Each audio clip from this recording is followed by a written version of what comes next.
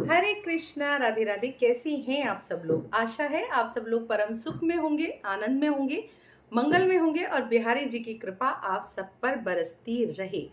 तो जी, वीडियो आ गया है लाला की छठी को लेकर।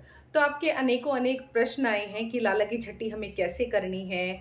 हमने जन्माष्टमी पे अभी अभी सेवा ली है, तो पूरी तरह से समझा दीजिए कि किस तरह से हमें करना है, और डिटेल में बताइए कैसी रहेगी लाला की दिनचर्या, और किस चीज़ का विशेष तौर पर भोग लगाना है, और क्या-क्या तैयारियां हमें करनी है, और किन मुख्य चीज़ों का हमें ध्यान रखना है। भोग से रिलेटेड प्रश्न भी आए हैं, किस तरह का क्या भोग बनेगा, किस तरह से हमें लाला की छठी मनानी है। तो जी, उसी संबंधित ये वीडियो मैं लेकर आई हूँ। आपके सभी प्रश्नों के आंसर इस वीडियो में देने की कोशिश करूँगी। तो हमारे लाडले लाल ठाकुर का जन्मोत्सव हमने मना लिया है, जन्माष्टमी का पावन त्योहार हमने मना लिया है, तो अब उनकी मनानी है हमें छठी। तो देखिए, जिनके पास पहले से ही सेवा है, तो वो अपनी सेवा ऐसे ही करते रहेंगे, और जिन्होंने अभी-अभी जन्माष्टमी पे सेवा ली है, वो भी सेवा उन्होंने शुरू कर दी है, 6 दिन से वो भी सेवा कर रहे हैं, उसी प्रकार से। तो मेरा कहने का भाव ये है कि अगर हमारे घर में कोई भी तीज त्योहार होता है, या कोई भी हम किसी भी तरह से फंक्शन है, या प्रभु से रिलेटेड, ठाकुर जी से रिलेटेड कोई त्योहार है, तो हमको उनका रूटीन चेंज नहीं करना है। जिस तरह से हम रेगुलर उनको सुबह प्रेम से जगाते हैं, उनको स्नान कराते हैं, उनको नाश्ता कराते हैं, फिर फलों का भोग लगाते हैं, फिर दोपहर का भोग लगाते हैं, उसके बाद में हम शाम को उनको दूध देते हैं, और रात को हम भोग लगाते हैं, फिर सोते समय उनको हम दूध देते हैं, उसके बाद हम इत्र सेवा करते हैं और उनको प्रेम से सुलाते हैं लोरी गाकर। तो वो रूटीन हमारा चेंज नहीं होगा, त्योहार हमारा चलता रहेगा। क्योंकि अभी मैंने पीछे देखा है जन्माष्टमी में कि आपने 56 भोग तो बना लिया है, लेकिन वो 56 भोग रात को 12 बजे आपने लगाया, और प्रभु 8 बजे उनका भोग का टाइम होता है, शाम का, रात्रि का, तो उनको भोग नहीं लगाया गया। तो इस तरह की चीज़ें हमें नहीं करनी है। हमको उनका रेगुलर रूटीन ज़रूर फॉलो करना है त्योहार के मनाने के साथ-साथ। ठीक है जी? तो अगर आपके पास पहले से भी सेवा है, हाँ, एक प्रश्न ये भी आता है कि हमने अपने लाला का सेवा जो है वो 364 दिन, यानी 65वां दिन तो जन्माष्टमी है, तो 364 दिन में कभी भी आपने ले ली, मान लीजिए आपने जून में ली, जुलाई में ली, अगस्त में, सितंबर में, आपने कभी भी ली, आपको उनका बर्थडे उसी डेट में मनाना है जिस डेट में आपने सेवा ली थी, है ना? लेकिन अगर आपने कुछ मुख्य तिथियों में उनकी सेवा ली है, जैसे आपने किसी भी एकादशी में ली है, या आपने जन्माष्टमी में ली है, तो अगले साल आप तिथि के हिसाब से भी मना सकती हैं। तो ये तो आपका बर्थडे सेलिब्रेशन हो गया उनका। और रही बात जन्माष्टमी पे, तो वो हमारे ठाकुर लाडले लाल का, हमारे इष्ट आराध्य श्री कृष्ण भगवान का जन्मोत्सव है। तो वो तो पूरा देश मनाता है, तो वो भी हमें मनाना है। और जन्माष्टमी पे छठी भी हमें मनानी है, भले ही हमने सेवा किसी भी दिन ली है, लेकिन छठी हमें ज़रूर मनानी है उनकी, जो कि आ रही है 12 सितंबर की। लेकिन कुछ लोगों ने 6 तारीख को जन्माष्टमी मनाई है, तो वो 11 में मना लीजिए छठी, और जिसने 7 तारीख में मनाई है वो 12 में मना लीजिए। तो कन्फ्यूज़न यहाँ भी मैंने आपका क्लियर कर दिया है कि आप, मैंने 7 में मनाई है तो मैं 12 में ही छठी मनाऊँगी, और ये बहुत ज़रूरी है हम अपने लाडले की छठी मनाएँ। तो कैसे मनानी है छठी, अब इस पर बात कर लेते हैं। 12 तारीख को हम छठी मना रहे हैं अपने लाडले लाल ठाकुर, अपने नन्हे से बालक की, और हमारे घर पे नन्हा लाडला लाल आया है, तो उसकी छठी हम मना रहे हैं। तो रूटीन तो हमें फॉलो करना ही है, वही हमको स्नान कराना है, सब कराना है, लेकिन छठी का जो समय होता है वो 12 बजे से लेके 4 बजे तक का होता है। इस समय पे छठी मनाई जाती है। तो आप अपने ठाकुर को, अपने लाडले को पंचामृत से स्नान कराएंगे, फूल इत्यादि डालकर उसमें पंचामृत से आप स्नान कराएंगे, और आपको पीले वस्त्र उनको उस दिन धारण कराने हैं, स्वयं भी आपको पीले वस्त्र पहनने हैं। एक तो पीला रंग हमारे ठाकुर जी को बेहद पसंद है, ऊपर से उनका बर्थडे हो या छठी हो, तो हमें पीली पोशाक धारण करानी चाहिए। लेकिन हाँ, अगर आपके पास नहीं है, या कोई समस्या है, या आप नहीं ला सकते, तो जो भी आपके पास नया कपड़ा है वो पहनाइए, क्योंकि छठी में नया कपड़ा ही पहनाया जाता है। तो उस दिन आपको प्रभु को बहुत सुंदर सा उनका श्रृंगार करना है, उनको पलने में झुलाना है, यशोदा मैया वाला भाव रखकर आपको उनके बलैया लेनी है, आपको उनकी नज़र उतारनी है, आपको उन्हें लाड़ लड़ाना है। ठीक है जी? तो इस तरह से आपको छठी मनानी है, लेकिन छठी में कुछ चीज़ों का आपको ध्यान रखना है। जब हम उनको पंचामृत स्नान कराएंगे तो एक कटोरे में आप दूध लीजिएगा और उस दूध में आप प्रभु के नाक और कान इस तरह से बंद करके उनको आप डुबकी लगवाइएगा। आप उनको मतलब 6 बार आप उसमें डुबकी लगवाइएगा और इस दूध को बाद में आप खीर बना सकते हैं, आप चाय बना सकते हैं, आप इस दूध की आप पी सकते हैं, इसको बच्चों को पिला सकते हैं, आप प्रसाद में भी बांट सकते हैं। और इसे ही छठी का दूध कहते हैं। आपने सुना होगा ना, छठी का दूध याद आ जाएगा, तो छठी का दूध इसे ही कहते हैं। तो दूध में आपको ज़रूर से उनको डुबकी लगवानी है, लेकिन उससे पहले आपको थोड़ा सा देसी घी से उनको मालिश करनी है। मालिश करने के बाद आप उनको डुबकी लगवाइएगा, लेकिन मेक श्योर नाक और कान बंद करके। हमारे लाला के कानों में और नाक में बिल्कुल भी दूध नहीं जाना चाहिए। फिर उनको स्नान करा के सुंदर पोशाक आप धारण करा के सुंदर वस्त्र आप पहना करके उनको झूले में विराजमान करिए, फूलों से सजाइए, ढोल नगाड़े के साथ उनका स्वागत कीजिए। आप उनके लिए भजन गाइए, कीर्तन करिए, सत्संग सुनाइए, जैसे भी आरती उतारिए। इस तरह से आपको छठी उनकी मनानी है। आपको अपने लाडले के लिए कुछ गिफ्ट लेकर आना है। उनको ज़रूर से याद रखिएगा, आपको गिफ्ट देना है। जैसे मान लीजिए आप चांदी की बांसुरी दे सकते हैं, पायल दे सकते हैं, चांदी की कड़ुलियाँ दे सकते हैं उनको चांदी की, या कोई खेल खिलौना आप दे सकते हैं, या आप उनको कोई मतलब ऐसी आइटम दे सकते हैं, जैसे गैयाँ आप दे सकते हैं, मोर दे सकते हैं, आप उनको पोशाक दे सकते हैं, श्रृंगार का सामान दे सकते हैं, कुछ भी आप दीजिएगा। लेकिन मैं उनके लिए गुल्लक लाती हूँ और वो गुल्लक जो है उनको मैं गिफ्ट में देती हूँ। और हाँ, पूरे साल जो भी उनकी न्योछावर होती है या जो उनकी मिलाई होती है, मिलाई समझ रहे हैं ना, कि मतलब कोई उनको दे के जाता है, जो भी, मैं वो सब इकट्ठा उसमें करती हूँ।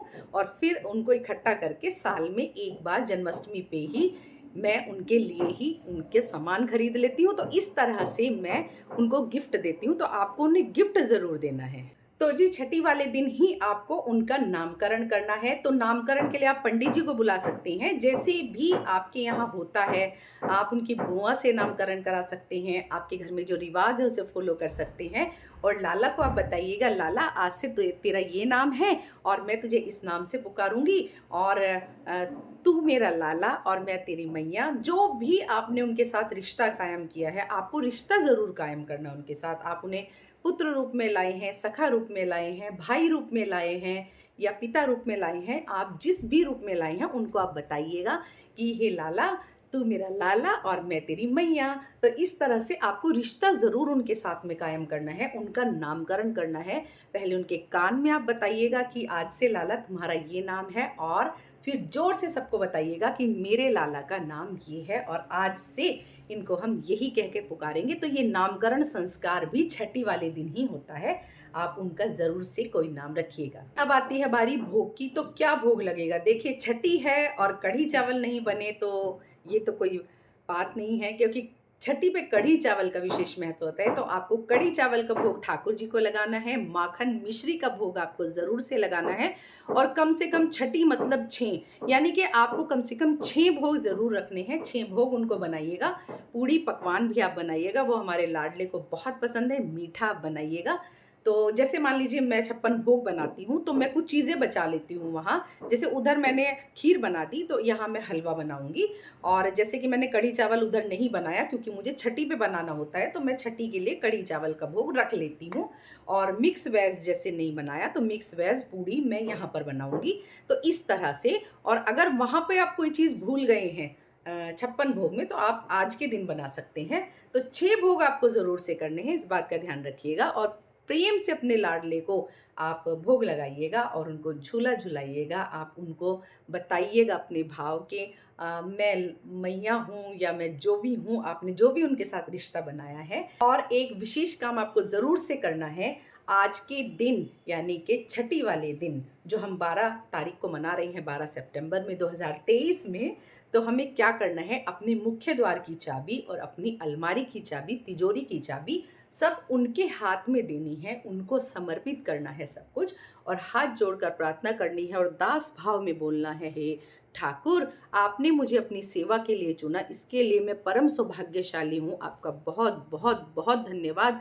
मैं पूरे सच्चे मन से, दिल से, भाव से आपकी सेवा करूँगी और आज से मेरे जीवन की बागडोर मैं आपको सौंप रही हूँ, मेरे परिवार की बागडोर मैं आपको सौंप रही हूँ। अब मेरी ज़िंदगी आपके हाथों में है, आप पारो या तारो, खुशी दो या गम दो, जैसे भी दो, बस अपने चरणों में मेरा ध्यान बनाए रखिएगा। जैसा भी आप मुझे रखोगे मैं वैसा रहूँगी, लेकिन आप मेरे ऊपर कृपा करना। आप ही मेरे जीवन के रथ के सारथी हो और आप ही मेरी नैया के माझी हो और मेरी पतवार जीवन की आपके हाथ में है प्रभु। पारो या तारो, सब कुछ आपके चरणों में मैंने समर्पित कर दिया है। और तो ये घर अब आपको चलाना है, ये घर आज से आपका है। मैं इस घर में दास भाव से रहूंगी, मुझे अपने चरणों में आश्रय दो। तो इस तरह से आपको भाव बनाना है, आपको प्रभु को बताना है कि हम कितना प्यार करते हैं आपसे। तो इस तरह से आपको छठी का उत्सव मनाना है। और इसी के साथ साथ जिन्होंने राधा रानी की सेवा इसी दिन ली है, यानी कि जन्माष्टमी पे ली है या साथ में ली है, और आपको आज ही के दिन उनसे चूल्हा पूजन कराना है, क्योंकि माँ अन्नपूर्णा आपके घर में आई हैं, तो अन्नपूर्णा से आपको चूल्हा पूजन कराना है। मैंने तो चूल्हा पूजन देखिए इस भाव से कराया था, मैंने हलवा बनाया था और अपनी श्री जी के हाथ में कड़छी पकड़ा के और उसको मैंने चलवाया था। मतलब इस भाव से मैंने बनवाया था कि अन्नपूर्णा माँ स्वयं हमारे घर में आई हैं, ये अब उनका घर है, उनकी रसोई है, उनका सब कुछ है और उनको ही संभालना है। और मैं क्योंकि पुत्र वधू रूप में उनको लाई थी, तो मेरे घर की बड़ी बहू वही है, तो मैंने उनके हाथ में अपने घर की चाबी दे दी है, बागडोर दे दी है और उनसे पहली रसोई भी बनवाई थी और नेग भी आपको देना है। तो उस नेग में आपको जो देना वह है वो आपकी सामर्थ्य पर डिपेंड करता है।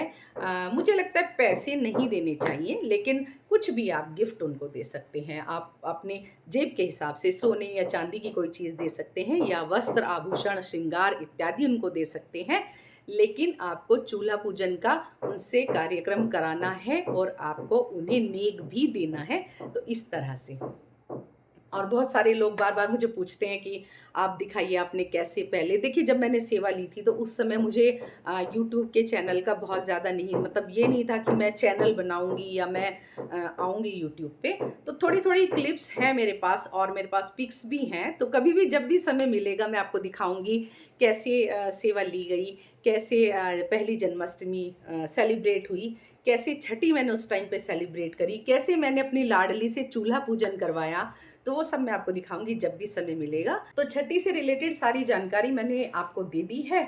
और न्योछावर आप उतार के अपने ठाकुर के ऊपर से, क्योंकि आप यशोदा मैया हैं, तो उतार करके किसी भी ज़रूरतमंद को आप वो दे सकते हैं न्योछावर, या आप मंदिर में पंडित जी को दे सकते हैं। और सबसे इम्पोर्टेंट बात, आप किन्नर को दीजिएगा, क्योंकि घर में जब भी बच्चे आता है तो उसकी हम बलैया लेते हैं और बलैया लेकर उसकी नज़र उतार करके हम किन्नर को देते हैं। और एक चीज़ का और ध्यान रखिएगा कि आज ही के दिन उनको हाथों में कड़ूली पहनाई जाती है, गले में हाय पहनाई जाती है, तगड़ी पहनाई जाती है और नज़र का टीका उनको लगाया जाता है। तो स्याही का रिवाज होता है आज के दिन, तो वो स्याही आपको ज़रूर बनानी है। मतलब एक दिया आप लीजिएगा, सरसों के तेल का हमारे यहाँ जलता है, तो सरसों के तेल का दिया, उस पर चम्मच आप उल्टी कर लीजिए। तो चम्मच पे जब वो काला जो काली सी आ जाती है उसकी, उसी में ही थोड़ा सा घी मिलाकर उसको ऐसे कीजिएगा और आपको अपने लाला को स्याही लगानी है और अपने पूरे परिवार वालों को आप स्याही लगाइएगा। और ये स्याही आपको हर उस जगह लगानी है, आप अपने घर के मुख्य द्वार पर लगा सकते हैं, क्योंकि इससे नज़र नहीं लगती है, साल भर आपके घर में किसी की नज़र नहीं लगेगी।